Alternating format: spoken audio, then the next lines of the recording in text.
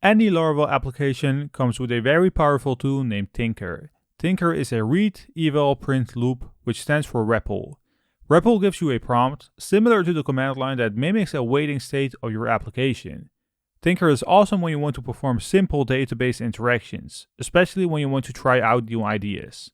Tinker could be accessed through the CLI. So let's navigate back to the CLI, where we could start our REPL with the PHP Artisan Tinker command, which opens a blank prompt where we could perform certain commands. What we want to do right here is performing the same command we added inside our seeder, by first making a call to our post model, accessing the factory method, say that we want to create 5 new rows, and chain the create method to it.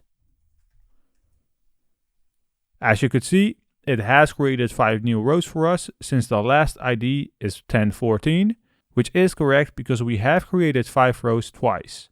If we navigate back to PHP Store, refresh our post table, you will see that we added 5 new rows.